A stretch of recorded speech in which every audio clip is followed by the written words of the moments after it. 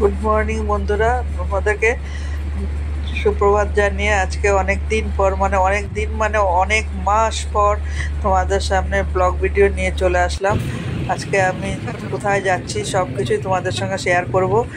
এই যে আমরা ভোর 4টার সময় উঠে বেরিয়ে পড়েছি, গ্রুপে যাচ্ছি, সব অনেকজন মিলে বাসে করে চলছি। দেখো রাস্তার দুপাশের গাছগুলো, এত নারকেল গাছগুলো এত সুন্দর লাগছে। এই যে বাসের মধ্যে সবাই বসে আছি,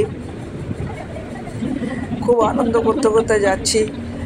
এত আনন্দ হয়েছে যে কি বলবো, বলার আমার কোনো ভাষা নেই, এত আনন্দ হয়েছে। আর কাউকে চিনি না আমি, কিন্তু সব মনে হচ্ছে অনেক দিনের পরিচিত সবাই।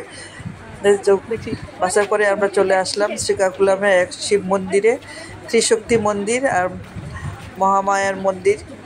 মন্দিরের ভিতরে 1008টা শিবলিঙ্গ আছে, আর শালগ্রাম শিলা আছে 101টা শালগ্রাম শিলা। এত সুন্দর মন্দিরের ভিতরে আমরা হাত পা ধুয়ে নিলাম সবাই মিলে হাত পা ধুয়ে যাচ্ছি। মন্দিরটা বিশাল বড় মন্দির, তোমরা দেখতেই পাচ্ছ কত বড় মন্দির। মন্দিরের ভিতরে গিয়ে প্রথমে তোমাদের এই শালগ্রাম শিলাগুলো দেখাবো। দেখো, এই দেখো শালগ্রাম শিলাগুলো দেখছো, সব একদম সব বাউন্ডারি দেওয়া আছে, গ্রিল দিয়ে ঘেরা, সব ভিতরে যাওয়া যায় না। আর ফটো তোলাও নিষেধ। আমি লুকিয়ে লুকিয়ে ফটো তুলছি, নন্দীকে দেখালাম একটুখানি, লুকিয়ে লুকিয়ে ফটো তুলছি। তো এই যে 1008টা শিবলিঙ্গ এখানটায়। একটু অন্ধকারও আছে, আর ভিডিও করতে মানা করছে বারবার, ওই জন্য মোবাইলটাকে একদম বুকের কাছে চেপে ধরে এমনি নিয়ে যাচ্ছি, বুঝতে পারিনি যে আমি ভিডিও করছি। এই জন্য ভিডিওগুলো এত ক্লিয়ারভাবে আসেনি। ওই যে এই শিবলিঙ্গ, এই যে মহামায়া মা দুর্গার মূর্তি আর কি, খুবই সুন্দর, খুবই সুন্দর। কি বলবো, খালি চোখে দেখে সুন্দর লাগে। এখানটায় এই শিবলিঙ্গটা তোমার 11 ফুটের শিবলিঙ্গ, কিন্তু সেটা সোজাভাবে আমি তুলতে পারিনি, কারণ ওই যে লুকিয়ে লুকিয়ে ভিডিও করেছি। সামনে ভিডিও করতে দিচ্ছিল না, বারবার ঘুরে ঘুরে আসছিল, বলছিল আপনি কি ভিডিও করছেন? আমি বলছি না না, আমি ভিডিও করছি না। লুকিয়ে লুকিয়ে ভিডিও করেছি, তাই ভিডিওটা উল্টা হয়ে গেছে। এটাকে আর করতে পারিনি, ঠিক হয়নি, উল্টোপাল্টা হয়ে গেছে। আমি তাও তোমাদের সঙ্গে শেয়ার করলাম যে তোমরা একটু দেখো। সামনের থেকে দেখলে ওখান থেকে আসতে ইচ্ছা করে না, এত সুন্দর, এত সুন্দর, কি বলবো। তারপর আমরা এখানে সবাই মিলে ব্রেকফাস্ট করে নিলাম। ব্রেকফাস্টে ছিল ইডলি, ধোসা, সব ছিল। ব্রেকফাস্টটাও খুব মজার হয়েছে। তারপরে এটা হচ্ছে নাগাবলী নদী। নদীটার জল কি বাবা, আমি ফার্স্ট টাইম এই অন্ধ্রপ্রদেশে নদী দেখলাম। অন্ধ্রপ্রদেশের নদী আমি দেখিনি, ফার্স্ট টাইম দেখলাম। আমরা যেখানে থাকি ভাইজাগে, সেখান থেকে 3 ঘন্টা লাগে। যেখানে শ্রীকাকুলাম গেছিলাম সে জায়গায় 3 ঘন্টা লাগে, ওখানটা নদীটা দেখলাম। আর এই দেখো জলা জায়গা, জমিতে জল জমে আছে, বৃষ্টি পড়ে, অসম্ভব বৃষ্টি পড়ছে। দেখো বাসের জানলাতে জল জমে আছে। এবার আমরা তারপরে মাঝে আমরা ইসেতে গেছিলাম, সান টেম্পলে গেছিলাম, কিন্তু সান টেম্পলে তো ওখানে ভিডিও করা একেবারে নিষিদ্ধ। মন্দিরের বাইরের থেকেই মোবাইল টোবাইল সব রেখে দিয়েছে, ব্যাগ পর্যন্ত নিয়ে যাওয়া যায় না। সেই জন্য সেই মন্দিরের কোনো কিছুই তোমাদের সঙ্গে আমি শেয়ার করতে পারলাম না। খুব জাগ্রত মন্দির। সেখান থেকে চলে এসে এখানে আসলাম বিষ্ণুর মন্দিরে। বিষ্ণুর অবতারগুলো দেখো, অবতারের এগুলো কি সুন্দর সেটিং করে রাখা আছে, এত সুন্দর, এত ভালো লাগলো। তাই ভাবলাম যে তোমাদের সঙ্গে একটু শেয়ার করি, তাই সেটার ফটো তুলে নিলাম। দেখো কি সুন্দর লাগছে, শ্বেত পাথরের মধ্যে করা আঁকা সব। এই যে কচ্ছপ, বিষ্ণুর কুর্ম অবতার। সারা বিশ্বের মধ্যে এখানেই এই বিষ্ণুর এই অবতারের মন্দির আছে, আর কোথাও নেই, পৃথিবীর আর কোথাও এই মন্দির পাওয়া না, এখানেই আছে। বিষ্ণুর সব অবতারগুলোর মূর্তি সবই করে রাখা আছে, আর সব পর্দা দিয়ে ঢেকে রেখেছে। এখানেও ভিডিও করতে দিচ্ছিল না, কিন্তু লুকিয়ে এই যে বিষ্ণুদেব এখানে শয়ন হয়ে আছে। এখানে সব ফটোগুলো তুলে নিলাম, বিষ্ণুর সব অবতারের ফটো সব আছে। তারপরে এই যে বিষ্ণুর মূর্তি, কষ্টি পাথরের বিষ্ণুর মূর্তি, এটা এই মন্দিরটা 1100 সেঞ্চুরিতে হয়েছিল, তখন থেকে মন্দিরটা এভাবেই আছে। কিছু কিছু জায়গায় নতুন করে ঠিক করেছে, কিন্তু পুরনো সমস্ত কিছু আর সেইগুলো স্তম্ভগুলো সব তোমার কাঠের তৈরি। আর শঙ্খ চক্র এটা কি সুন্দর বানিয়ে রেখেছে, এত সুন্দর লাগছে। এই দেখো মন্দিরটা 11th সেঞ্চুরিতে তৈরি হয়েছিল মন্দিরটা। এই যে কাঠের এগুলো, এত সুন্দরই করা কাঠের এগুলো, কি বলবো, সেই তখন থেকে এইরকমই আছে, এত বছর হয়ে গেছে, কিচ্ছু হয়নি এগুলো কোনো কিচ্ছু হয়নি। আর বিষ্ণুর যে কুর্ম অবতারের মানে কচ্ছপের রূপটা, সেই রূপটা একেবারে ভিতরে, অনেক ভিতরে, অনেকখানি যেতে হয়, তারপরে গিয়ে দেওয়ালে সব বিষ্ণুর অবতারের মূর্তিগুলো সবই করে টাঙানো আছে। আর ভীষণ ভিড়, আর বৃষ্টি পড়ছিল, ভীষণ বৃষ্টি পড়ছিল।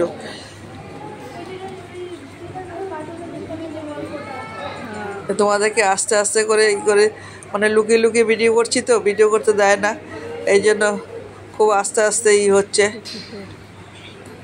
আর প্রত্যেকটা পিলারগুলো, যে স্তম্ভগুলো, এগুলো সবগুলোরই প্রায় ভিডিও করার চেষ্টা করেছি, যে দূর থেকে তুলেছি। এগুলো সমস্ত কাঠের, কিন্তু সেই 1100 শতকের, এখনও পর্যন্ত এরকমই আছে মন্দিরটা। কিছু কিছু এই যে গ্রিল দেওয়া যেগুলো, সেগুলোই নতুন করেছে, বাকি সব এগুলো সব ওই তখনকারই, কয়শো বছরের পুরানো। দেখো এখনও কোনো কিচ্ছু হয়নি, যেমন করেছিল তেমনই আছে, খালি বাইরের দিক দিয়ে গ্রিল দিয়ে আটকে রেখেছে। এই যে মন্দিরটা দেখো, এটাও বহু বছর হয়ে গেছে। আর আসল মন্দিরটা তো ওই যে কালো কালো দেখা যাচ্ছে, সেটা হচ্ছে আসল মন্দিরটা। আর বাইরের দিক দিয়ে এগুলো।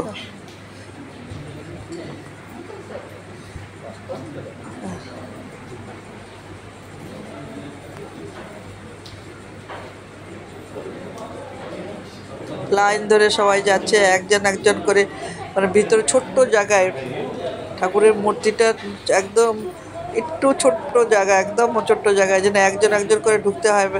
ভিড়, প্রচুর ভিড়।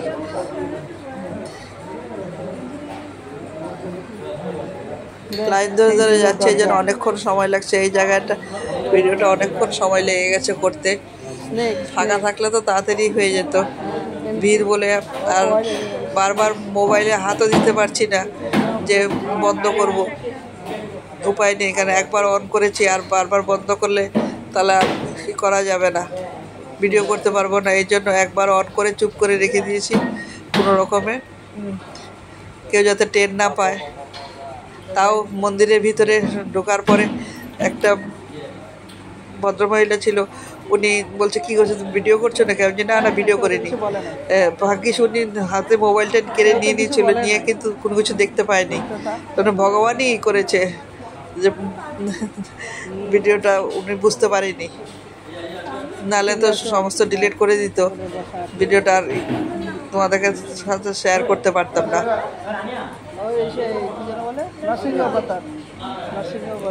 এই দেখো একটা মূর্তি, এটাও ভালো করে তুলতে পারিনি, আবছা করে তুলেছি, ঠিক করে তোলা যাচ্ছে না। লুকিয়ে ভালোভাবে ভিডিও করা যায়, লুকিয়ে ভিডিও করেছি।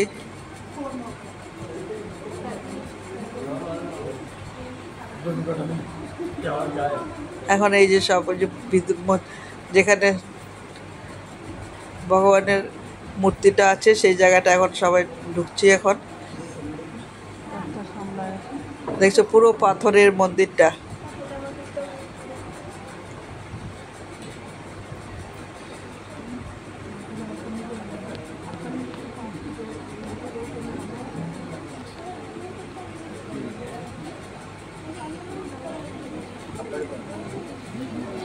এখানে সব মন্দিরেই নারকেল, ঠাকুর বাইরে নারকেল ফাটিয়ে এনে ঠাকুরের পায়ে অর্পণ করা হয়।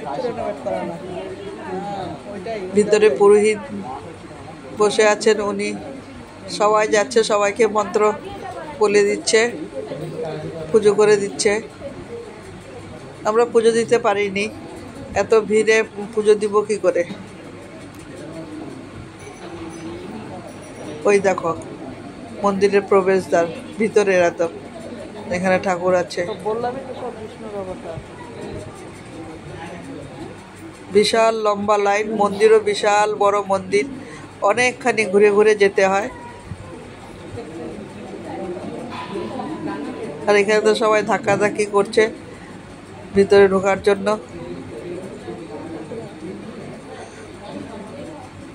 অনেক দিন ধরে চেষ্টা করছিলাম এখানে যাওয়ার জন্য, কিন্তু যেতেই পারছিলাম না, যাওয়াই হচ্ছিল না। ভগবান না টানলে তো আর যাওয়া হয় না। না, অনেক দিন ধরে যাওয়ার জন্য অনেকবার আমরা রেডি হয়েছি, কিন্তু যেতে পারি কিছু না কিছু অসুবিধার কারণে আমাদের আর যাওয়া হয়নি।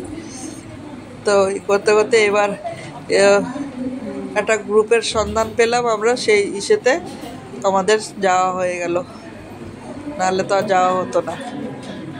অনেকবার চেষ্টা করেছি যাওয়ার জন্য, যাওয়াই হয়নি আমাদের। মানে বলে না যে ভগবান না টানলে যাওয়া যায় না, এই ভগবান এবার টেনেছে, তাই আমরা এবার যেতে পারলাম। তোমরা যদি পুরো ভিডিওটা দেখো তোমাদের নিশ্চয়ই ভালো লাগবে। ভালো লাগলে একটা লাইক দিয়ে শেয়ার করে দিও, আর বেশি বেশি করে শেয়ার করবে। আর আমার ভিডিওটাতে নতুন বন্ধু হয়ে থাকলে সাবস্ক্রাইব করে নিও। তোমরা একটা লাইক দিলে আমাদের মানে ভিডিও করার ইচ্ছেটা জাগে আর কি। কী করবো, আজকে 8-9 মাস ধরে অসুস্থ থাকার কারণে আমি কোনো ব্লগ ভিডিও করতে পারিনি। তো এবার যখন গেলাম ঘুরতে, ভাবলাম যে এটা ভিডিও করে নিই, এটা স্মৃতিও হয়ে থাকবে আর তোমাদের সঙ্গে শেয়ার করতে পারবো। ভিতরে এই জায়গাটাই যে এমনভাবে ভিডিও করেছি আমি, কারো পিছন দিকটা, কারো ইসে, এগুলো এইভাবে উঠেছে ভিডিওটা। লুকিয়ে লুকিয়ে ভিডিও কি করা যায় ঠিক করে?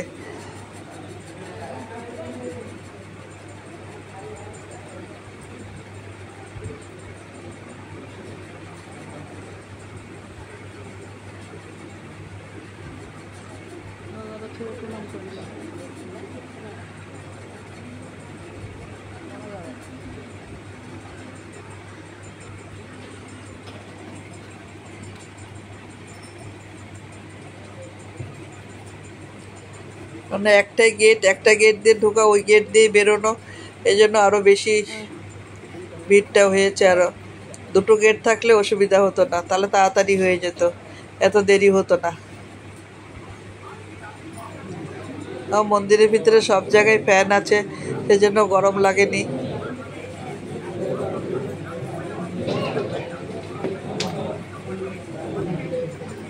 অনেকক্ষণ ধরে দাঁড়িয়ে দাঁড়িয়ে থাকতে আরো দেরি হয়ে গেল।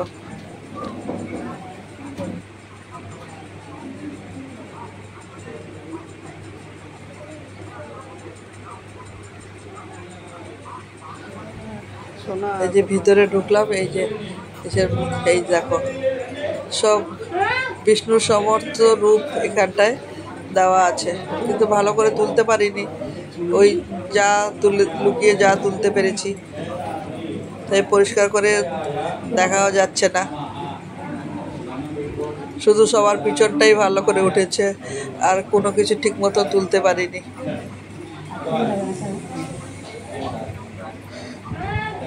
বাইরে যেগুলো তুলেছি সেগুলো তো ঠিকই তুলতে পেরেছি, কিন্তু ভিতরের গুলোই তুলতে ভীষণ হয়েছে। এই যে ভদ্রমহিলা, এই ভদ্রমহিলাও আমাদের সঙ্গে গেছিলেন।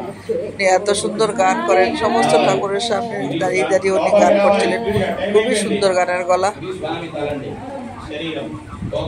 ওই যে পুরোহিত দাঁড়িয়ে সমস্ত মন্ত্র পড়ছেন আর এই করছেন। এখানে সবাই পুজো দিচ্ছে, ওর ভিতরে ঠাকুর আছে। বিষ্ণুর এই কুর্ম অবতার রূপটা এখানটাই, কিন্তু ঠিক মতো তো তুলতে পারিনি। একটুখানি হালকা একটুখানি তুলতে পেরেছি, বেশি তুলতে পারিনি। খালি শুধু দর্শনার্থীদেরই ভিডিও করতে পেরেছি, ঠাকুরের এটা ঠিক মতন করতে পারিনি। এই যে এখানটায় শুয়ে আছেন, এই যে అందరూ చెప్పండి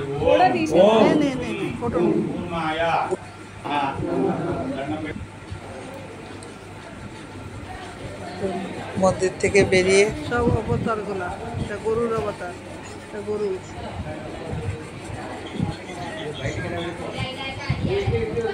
বাইরে মূর্তিগুলো ছিল সেগুলো লুকিয়ে লুকিয়ে ভিডিও করা। বাইরে থেকে আরেকবার মন্দিরটা তুলে নিলাম। ওই যে কালো পাথরের যে মন্দিরটা, সেটাই হচ্ছে আসল মন্দির। সেখানেই মন্দির। আর এই পুকুরটা বিশাল বড় পুকুর। এই পুকুরে প্রচুর কচ্ছপ আছে, প্রচুর কচ্ছপ। এই বাইরে তোমাদেরকে একবার দেখালাম একটুখানি কচ্ছপগুলো। সেখানে এই যে পুকুরটা এত সুন্দর, মানে কি বলবো, ওখানে বসে থাকলে আর আসতে ইচ্ছা করে না, এত সুন্দর পুকুরটা, খুবই সুন্দর। আর অসম্ভব বৃষ্টি পড়ছিল, একটা সেটাও কথা বলিনি, বলছি খুবই বৃষ্টি পড়ছিল। দাঁড়া দাঁড়া। কিন্তু এরপরে যেখানে যাব তখন বৃষ্টি থেমে যায়। এই যে 300টা সিঁড়ি বেয়ে উপরে উঠতে হবে। আমি এই 70-80টার মতন সিঁড়ি উঠার পরে আর উঠতে পারিনি। আমার হাত পা কাঁপা শুরু হয়ে গেছিলো, আর পারছিলাম না, বুকেও ব্যথা উঠে গেছিলো, আর পারছিলাম না। তো আমার মেয়ে আর আমার বর, ওরা দুজনে গেছিলো উপরে। 300টা সিঁড়ি বেয়ে একদম পাহাড়ে সেই উপরে। খুব সুন্দর মন্দির, মন্দিরটা এত সুন্দর। আমি মেয়েকে ক্যামেরাটা দিয়ে দিয়েছিলাম যে তুই ভিডিও করে নিয়ে আসিস, কিন্তু ও ক্যামেরাটা রেখে চলে গেছে, ভুলে নিয়ে যায়নি। যে দেখো ওইখানটায় পাহাড়ের উপরে এত সুন্দর জায়গাটা, কি বলবো।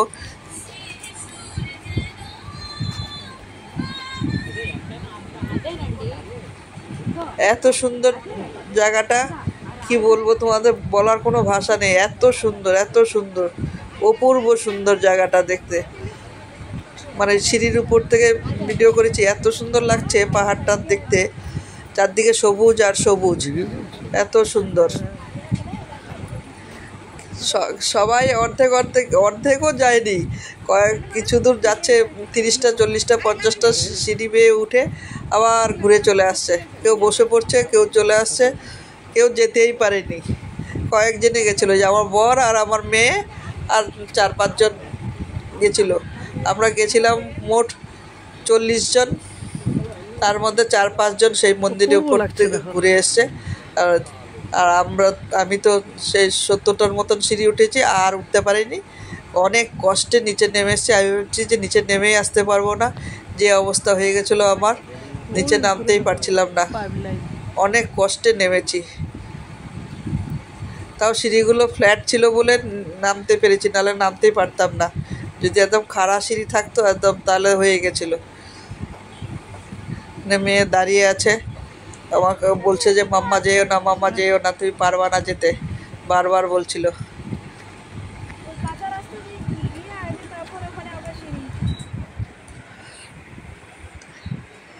ওখানে পরিবেশ, আর ওখানটা যাওয়ার পরই বৃষ্টিও থেমে গেছে, আর রৌদ্রও উঠেছে, অসম্ভব গরম। যেমন রৌদ্র তেমন সিঁড়ি, এতগুলো সিঁড়িতে ওঠা অসম্ভব ব্যাপার। এই দেখো সবাই উঠছে, এগুলো বাইরের অন্যান্য লোকরা যারা এসেছিলো তারা উঠেছে।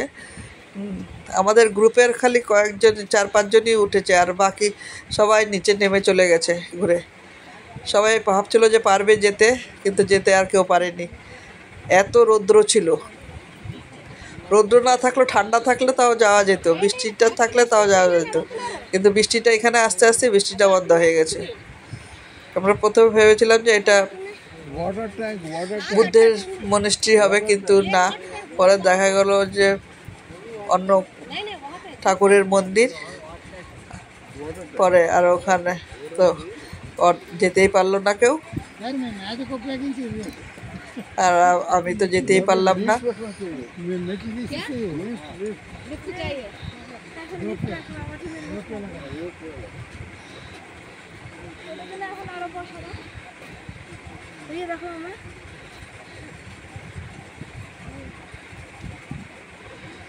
মানে যতই দেখছি ততই ভালো লাগছে, যত দেখছি ততই ভালো লাগছে।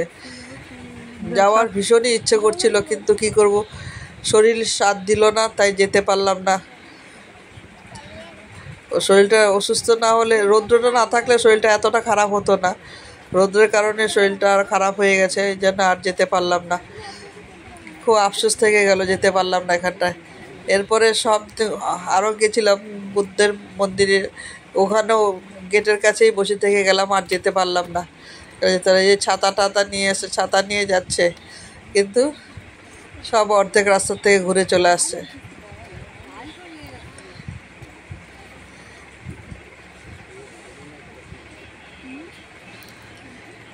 পাহাড়ের উপরে এরকম বড় বড় গাছ কত সুন্দর লাগে দেখতে। সবাই খালি উঠে উঠে খালি ফটোই তুলছে, আর কিছু করছে না, নিচে নেমে চলে আসছে। কারণ যাওয়া অসম্ভব, এতগুলো সিঁড়ি, 300টা সিঁড়ি বেয়ে উপরে ওঠা অসম্ভব ব্যাপার।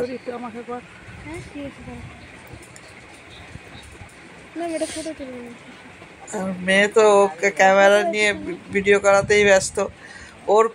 ওর ক্যামেরাতে ওই মন্দিরের ফটো আছে। আমার ক্যামেরাটা দিয়েছিলাম, কিন্তু ও নিয়ে যায়নি, ব্যাগে রেখে চলে গেছে। তাহলে তো তোমাদের সঙ্গে শেয়ার করতে পারতাম, আমিও দেখতে পারতাম। আমি আর ওর ক্যামেরাটা খুলে আর দেখিনি মন্দিরটা, দেখা হয়নি। এই যে দেখো, মাথার মধ্যে ওড়না দিয়ে আমি যাচ্ছিলাম ভূতের মতন। যেতে যেতে ওখান থেকে রিটার্ন। ওঠার সময় উঠে যাচ্ছিলাম ঠিকই, কিন্তু তারপরে আর নামার সময় ভীষণই কষ্ট হয়েছিল। तनुजा बरुआ। आपका? भूमिका।